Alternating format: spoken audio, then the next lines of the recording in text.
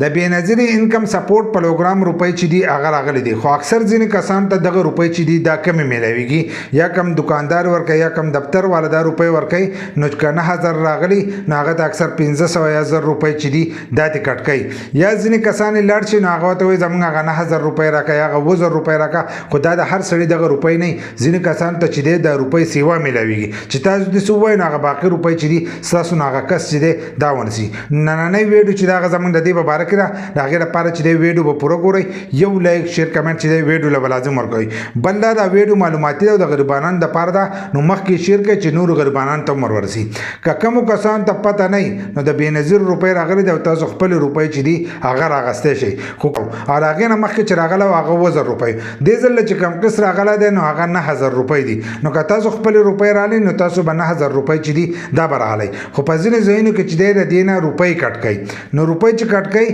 نو تاسو به د هغو خلاف چې دی شکایت جمع کوئ د بېنظیر دفتر ته به ځئ او هلته کې به د دې خلاف چې دی تاسو شکایت جمع کوئ هلته به تاسو له یو پیپر درکوي هغه پیپر به ډک کړئ او هلته به یې جمع کوئ نو ستاسو روپۍ چې دی هغه به تاسو ته پوره میلاو شي او د هغه خلاف چې دی قانوني کاروایي به کېږي دغه شانتې ځینې کسان چې دي هغه دکاندار له لاړ شي نو هغه ته وایي موږ له هغه 9000 روپۍ راکړه یا وایي هغه 2000 روپۍ راکړه لکه څنګه چې دې ځل د 9000 روپو قسط راغلی نو هر یو کس پوه چې 9000 روپۍ راغله خو دا ځینې کسانو ته چې دی دا سیوا میلاویږي تاسو به داسې نه کوئ تاسو چې کله لاړ شئ نو هغه به تاسو له یو رسید چې دی هغه به درکوي که نه درکوي نو تاسو به تپوس کوئ چې ما له د دې هغه رسید چې دی هغه راکړه ځکه په دې کې ستاسو د بچو کم دغه چې دی وظیفه چې ده هغه هم به دې کې راځي یا تاسو زوړ قسط نه یې راغستی نو دا زوړ قسط روپۍ چې دي هغه به هم تاسو ته میلاویږي خو که داسې تاسو ډایرکټ هغه ته 9000 روپۍ وایي نو ځینې بېایمانه هر سړی دا چل نه کوي لکه هر یو دکاندار چې دی هغه هم دا کار نه کوي خو کمتر داسې دکانداران چې دي نو هغه د سړي سره دا دوکه کوي نو هغه به ستاسو نو هغه روپۍ چې دی هغه به کټ کړي لکه تاسو له به 9000 روپۍ درکړي خو ستاسو د بچو هغه کم